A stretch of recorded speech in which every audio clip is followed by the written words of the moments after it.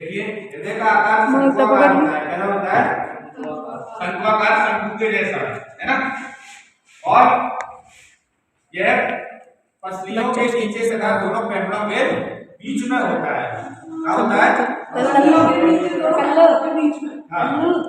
हृदय अनैच्छिक पेशियों का बना होता है, जिन्हें हृदय पेशी कहा जाता है। हृदय एक दोहरी झिल्ली में घिरा होता है। किसमें होता है? दोहरी झिल्ली में घिरा रहता है, जिससे क्या है, उसे नुकसान ना पहुंचे, है ना। ठीक है। इन झिल्लियों के मध्य पेरिकार्डियल द्रव भरा रहता है। एक द्रव्य भरा रहता है, जिससे क्या है, हृदय में जैसे धक्का लगता है तो उसको क्या है, नुकसान ना पहुंचे, है ना, दिल को नुकसान ना पहुंचे। जैसे कोई मान लो, मैंने एक एग्जांपल बताया था, जैसे कोई मान लो मुर्गी का बच्चा अंडा है, वो मुर्गी का जो बच्चा होगा उसके अंदर कोई झिल्ली में बंद होगा, है ना। वो झिल्ली क्या करती है, उसकी रक्षा करेगी, बाहर की, मतलब बाहर से जो चोट लग रही है उससे बचाएगी, है ना। जैसे माँ के गर्भ में कोई बच्चा है, वो भी एक थैली में बंद रहता है। गाय भैंस का बच्चा है, वो भी एक थैली में बंद रहता है, देखा हुआ है ना। उसके ऊपर में वो गाय भैंस चाट के या उससे उसको हटा देगी, है ना। तो वो झिल्ली क्या करती है, उसकी मदद करती है, उसकी रक्षा करती है, सुरक्षा का काम करता है। कोई बैक्टीरिया ना खा ले उसको, बैक्टीरिया से नुकसान ना हो जाए। ठीक है। इसको कहा क्या कहा जाता है? पेरिकार्डियल झिल्ली। और इसमें द्रव कौन सा भरा रहता है? पेरिकार्डियल द्रव्य भरा रहता है ना। वैसे तो मानव का हृदय मध्य में होता है, लेकिन इसका अधिकांश भाग बाईं ओर झुका होता है।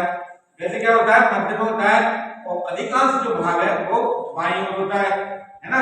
जैसे ये आपका दायां होता है, ये बायां है। बाईं तरफ का होगा हमारा हृदय होगा। आपका हृदय कहाँ पे है? बाईं तरफ। और से चेक कर रहे हो कि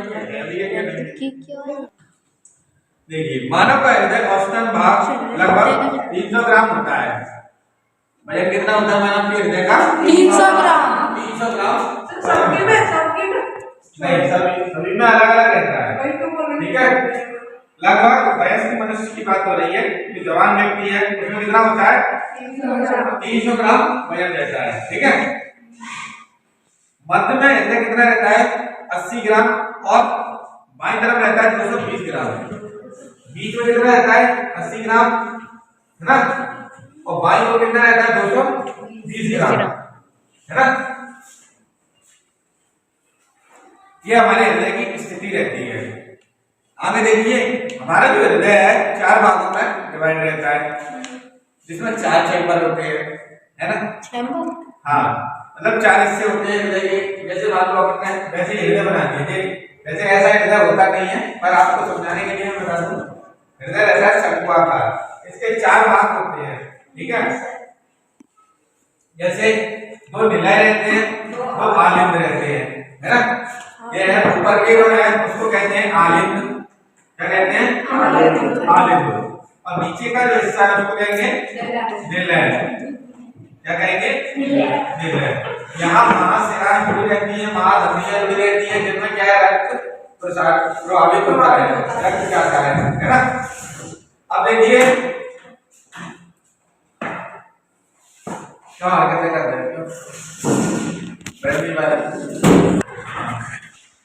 मानव हृदय बंद मुट्ठी के समान होता है। कैसा होता है? बंद मुट्ठी के समान होता है, और 4 भागों में डिवाइड रहता है।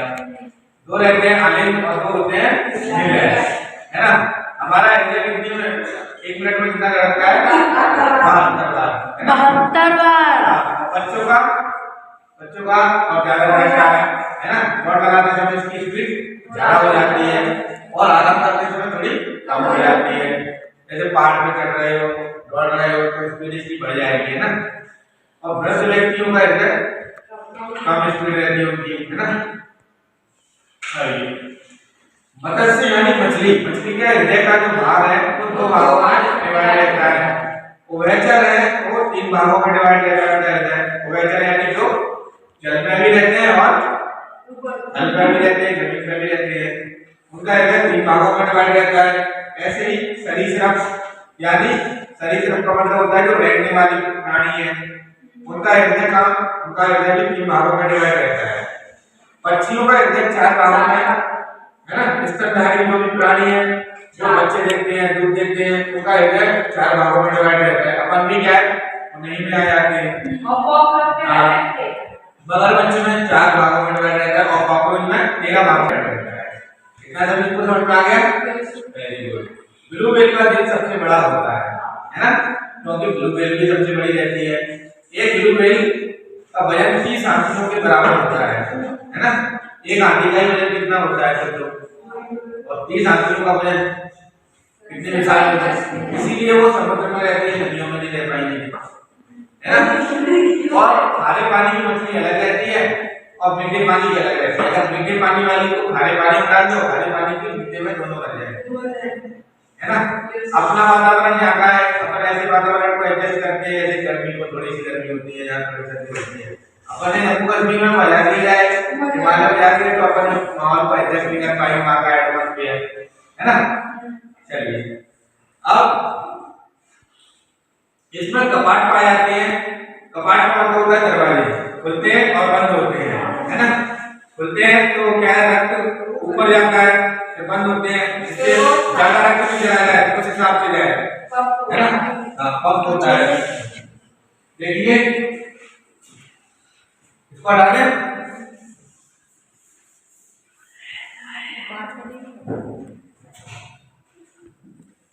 थोड़ा बड़ा बना देते हैं, जिससे आपको समझ में आ जाएगा। सुबह क्या बत्ती है?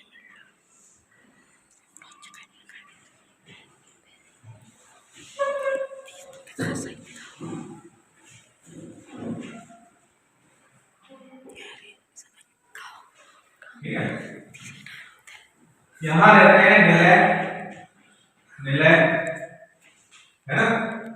और यहाँ रहता है आलिंद। इसका आपको क्या कहते हैं? आलिंद, है ना?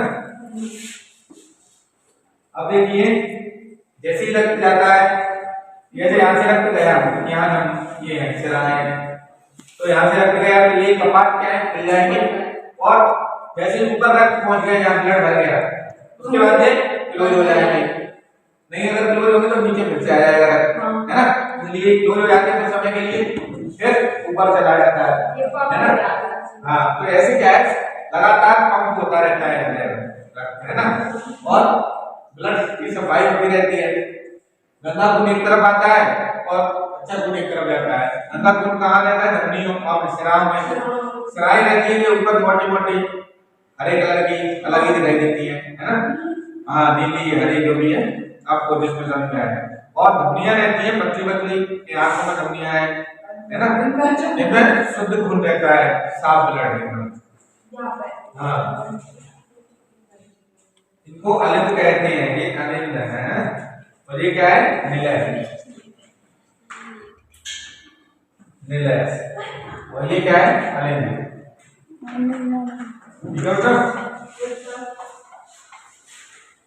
इसको कहा जाता है, ये है निलय। ये क्या है? महाधमनी कपाट कहा जाता है इसको। क्या कहा जाता है? महाधमनी कपाट। कपाट का मतलब किवाड़, खोलते और बंद होते हैं, है ना? ऐसे ही इसको कहा जाता है, ये होता है बंद रहता है और ये खुला रहता है, इसको कहा जाता है क्या? अर्धचंद्र, अर्धचंद्र कपाट। चंद्र की तरह रहता है ना? ये राइट तरफ है, दायां भाग होता है, और ये रहता है बायां रहता है।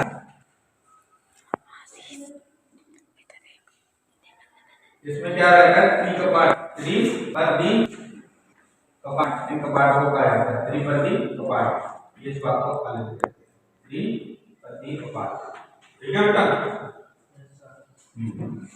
अब देखिए, त्रिपदीय कपाट किसे, इसका क्या मतलब है? यहाँ दाएं आलिंद एवं दायां निलय के बीच कपाट होता है।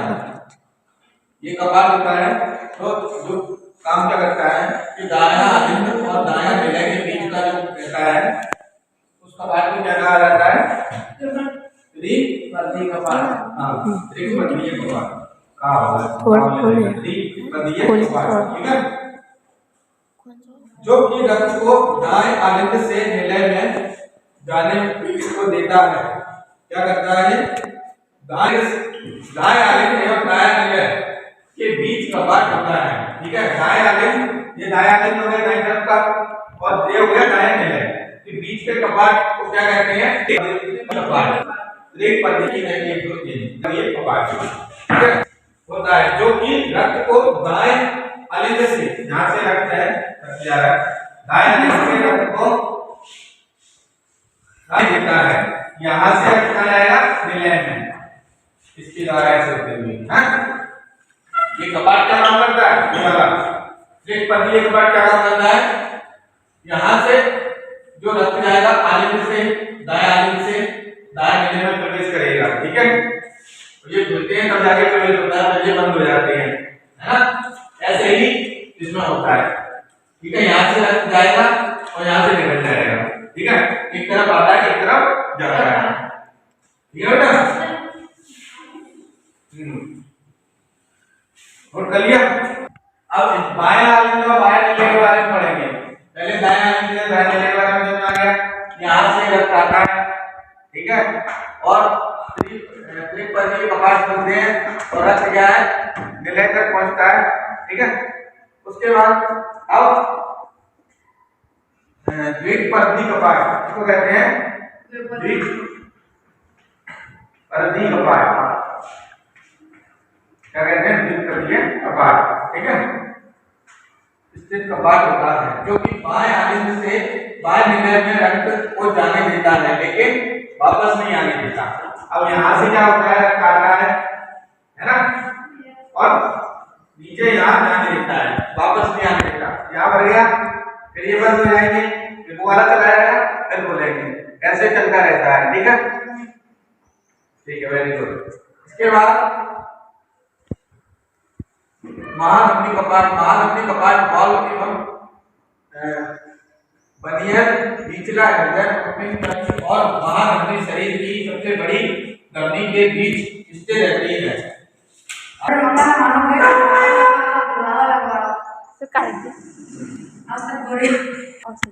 देखो धमनियां क्या होती हैं, इसको क्या कहते हैं? आर्टरीज। ऐसे रक्त वाहिनियां ऑक्सीजन युक्त रक्त को से विभिन्न अंगों तक धमनियों में क्या है? ऑक्सीजन वाला रक्त है, मतलब जिसमें ऑक्सीजन होती है वो रक्त हो जाता है, जिसमें ऑक्सीजन नहीं रहती, कार्बन डाइऑक्साइड वगैरह जो भी गैस होती है, वो कैसा रहता है? अशुद्ध रक्त रहता है ना? जैसे फुफ्फुस धमनी आपने पढ़ा होगा, यह धमनियों का अपवाद है। फुफ्फुस धमनी में क्या होता है? मात्र इसमें ही अशुद्ध रक्त रहता है। ठीक है, बाकी सब में क्या होता है? शुद्ध होता है, क्योंकि इसमें CO2 युक्त अशुद्ध रक्त प्रभावित होता है। ठीक है, फुफ्फुस धमनी की बात करें तो बता दें, ये समझ आ गया?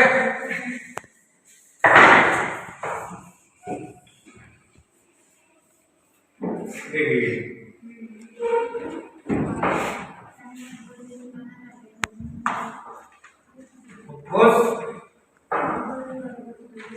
धमनी, ठीक है, ठीक है बेटा? इसको अंग्रेजी में कहते हैं पल्मोनरी, पल्मोनरी आर्टरी। इसका मतलब होता है इसमें कैसा खून रहता है? अशुद्ध, CO2 युक्त। CO2 मिल जाती है तो क्या होता है? अशुद्ध हो जाता है ना? और बाकी जो धमनियां हैं उनमें कैसा होता है? शुद्ध रहता है। बस ये क्या है? अपवाद है ना? अगर जेंडर की बात करी जाए, अपन क्या है? हम जैसे मान लो इंसानों क्या है? एक पुरुष होता है एक स्त्री होता है ना? जो ट्रांसजेंडर होता है वो अपवाद है, ना वो स्त्री होता है ना पुरुष होता है।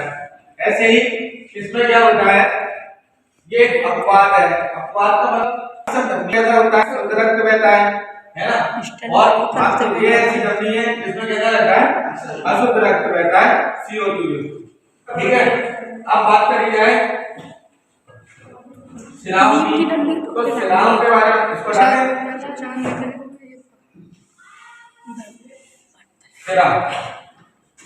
शिराएं क्या होती है वो पढ़ लीजिए। शिराएं इसको क्या कहते हैं? वेन।